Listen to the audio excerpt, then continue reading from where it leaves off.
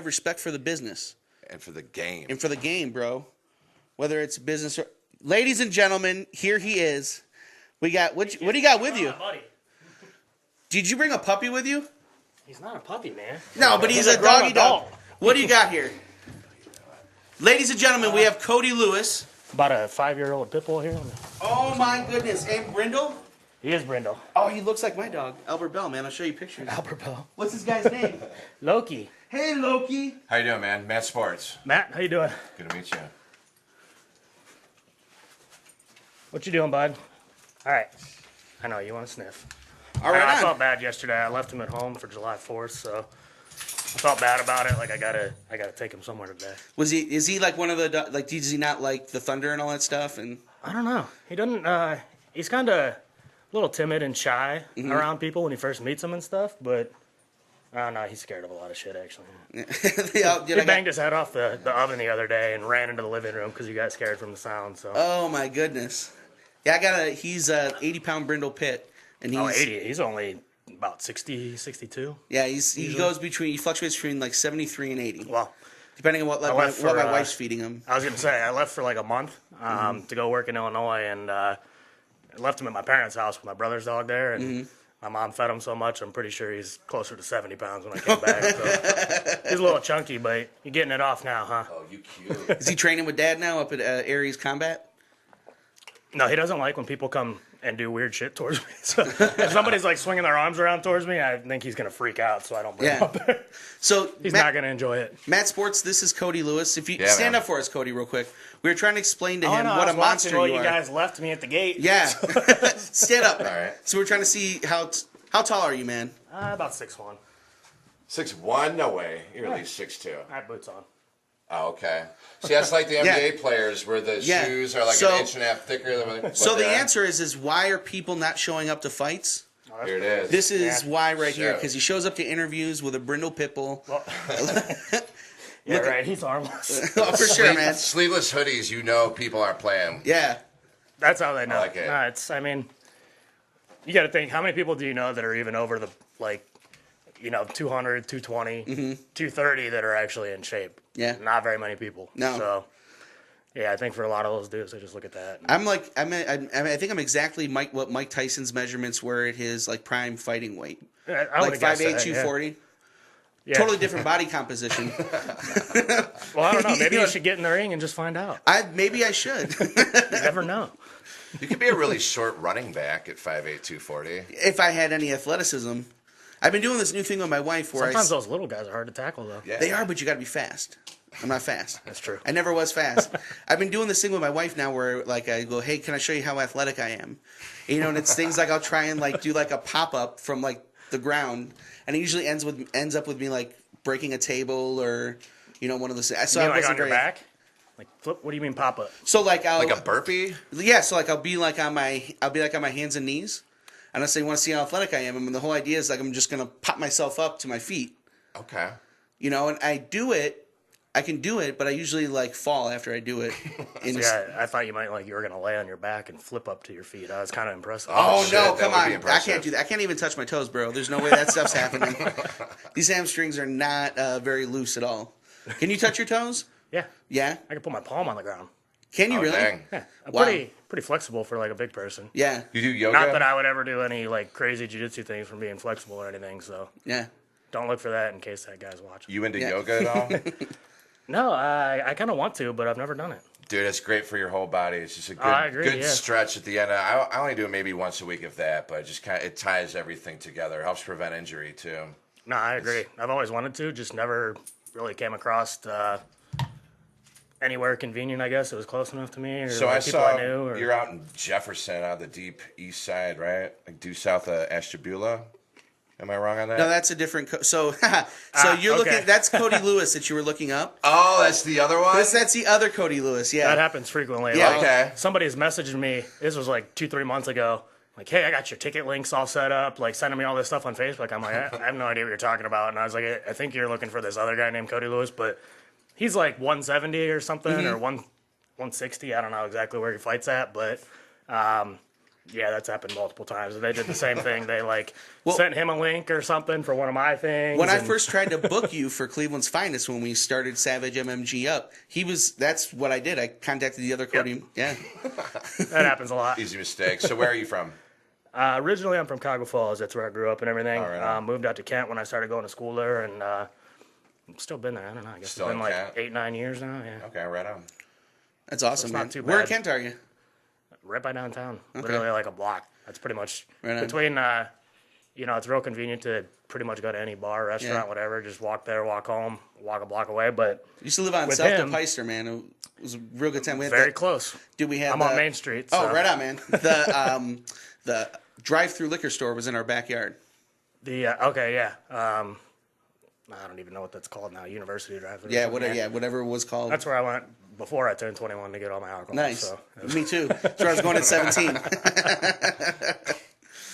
But no, with him, it's like anywhere else you look, if you got to pay, if you're trying to find places to rent, few and far in between, and then even then, it's like they want a $300 pet deposit and another extra $50 every month, and I'm like, it's just not worth it. And at that point, too, then their eyes are all over him, and it's like anytime he poops in the wrong spot or whatever it is, you're getting phone calls.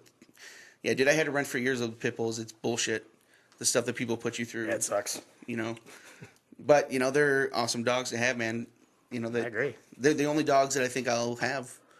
I grew up being afraid of pit bulls, and then maybe like 15 years, about 14, 15 years ago. Why were you afraid?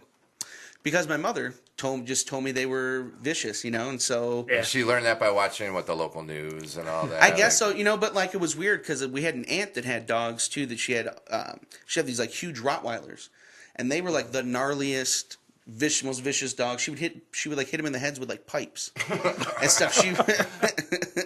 And so that was the reason why they were pretty gnarly. But never be afraid of those. But pit bulls be afraid of. And then I ended up with a pit bull, and it was just. Nah, they're the biggest babies. Yeah. Yeah. I mean, if he wanted to, he could hurt somebody, but he's just so timid and he just wants to be everybody's friend and. For sure, Albert's like that too. He could put a hurting on you, but he doesn't.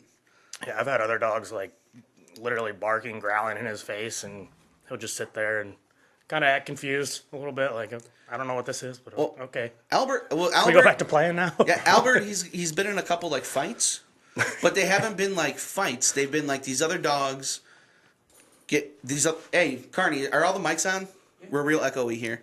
So we you take him to a dog park. The other dogs would start the fight, and then Albert would finish it, but he wouldn't. It was dogs that he could destroy. He'd get his mouth on their neck and pin them down and wait for me to come and break it up. Dad, we got it. Is it cool? And when the other dog would stop, then he would stop, and then Nah, that's the one thing he's bad at when I take him to dog parks is. He wants to jump on top of all the other dogs, and that dog might not want to play with him. Yeah, and he doesn't understand that. He just keeps going the whole time until the other dog gets annoyed and snaps or something. But then those people always want to blame you for it. Oh, for sure. So yeah, that's why I don't take him to dog. I don't take him to dog parks anymore. And it's I go to my friends' houses, let them play with their dogs and stuff. Yeah. Yeah, it's just not worth it, man. Nope. And it's always somebody. It's always a lady, a single. Sorry, but it's a single 30-something. With her mutt and it's her first mutt, and that dog, always has it like this right up against her, and that thing is snapping at everybody that goes by, and... I hated dating girls that had dogs, man. It's the worst. Really? Yeah, because you're a cat guy, dude. Get the out of here, dude. Well, they might as well have a kid at that point, because it's always got to leave the date to go take care of the dog, and it's so annoying. So yes, I found a cat. I exclusively have dated cat ladies since my dog scares. It's annoying. These are the problems that I have, Cody. I don't know. Oh, the problems I had in the past. Well, do you date dog ladies or cat ladies? The girl I dated last year doesn't really like dogs and stuff, but I still have a dog, but I don't have a girlfriend anymore. So yeah, that's happened. I get weird. I let Albert kiss my face. He sleeps in my bed. Things like that. I broke up with a girl one time because she tried to tell me that I kissed her after he kissed me, and she was like, "It kind of feels like we had a threesome. I don't like that." And I was like, "Well, his mouth's cleaner than yours." Yeah, you're not. I love my dog. Package deal. Yeah. That's how it goes.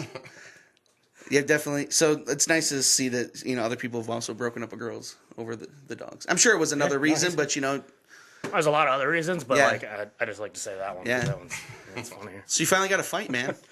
Yeah, I think so. Yeah, pretty much big hillbilly guy, so he's going to show up. Mm-hmm. I figured as soon as I saw that, he's going to show up, and then the promoter told me he sold a table and some other tickets, so I was like, all right, we're good this time. For sure. He's not going to can't no-show his own people. Yeah, for sure. That's all. So what's the name of the guy you're fighting? Victor Monta... Hillbilly guy? Something.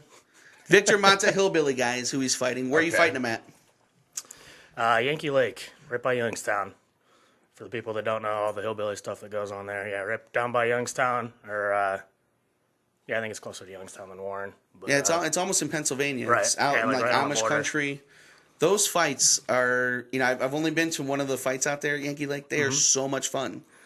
Oh, they are. Like, everybody out there, like, even the last time I fought somebody there, like, after the fight, his whole family's, like, sitting over there, like, wanted to buy me a beer, wanted to come over, like, hang out and stuff. Yeah, man. Like, everybody there's cool because it's just, like, when you get, like, a lot of those people down there are just hillbilly, like, country people. Yeah. And it's, like, going to a fight and just throwing hands and whatever is cool. And then as soon as it's done, it's like, well, you guys want to go drink a beer? Yeah, for sure. It was a lot of fun, and there were some shots there that I've seen. The fights were more brutal than I think I've seen anywhere else as well out there. Yeah, it just depends sometimes. There was a couple last time where some of those refs some of the amateur refs kind of like stop stuff a little short sometimes, just because it's like there was one guy that they stopped way too late that was in the bathroom throwing up all night. Oh, I've seen some stuff there where it's like, a lot of times they do cut off those amateurs so that like nobody's getting hurt and everything. So if somebody's kind of getting pounded on, they jump in a little faster than what you would normally expect. But a lot of times they'll just let people throw for a while and let it go. Yeah. I don't know. Yeah, it's fun down there. Are you a striker or are you like a mat guy? Both. Okay. But you don't have like a preference or like a... No, not really. For me, I think it depends more on the person I'm against. Okay. It's not so much like for me, I'm not comfortable in like one thing over another thing. Okay. It's more about, he's pretty comfortable standing up. Well, let's take him down then and make him uncomfortable, or let's put him against a cage and like clinch up and make him uncomfortable, and vice versa. If he didn't seem comfortable standing up and he wants to like take shots and try and take it down, just keep it standing up because that's where he doesn't want to be. I just want to put it wherever he doesn't want to be. I don't care. Like, I don't have any like, everybody's always like, fight your own fight, make them fight what you want to do. I just want to make them uncomfortable. I want to put you in a spot you don't like. Yeah. So yeah, I'll fight anywhere. Is that a lot? Is that different than you think a lot of different guys, or do you think that's kind of like the prevailing strategy in modern MMA? No, I think mostly a lot of people, and I think that's what they're taught, is fight your fight. So if that guy's a ground guy and you're a striker, keep it striking. Do whatever you got to do to keep it striking.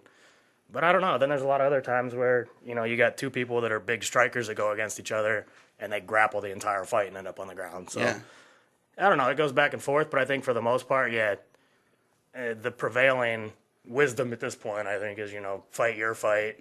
Don't worry about what they want to do. Just keep the fight where you want it to be. I just would rather make you uncomfortable.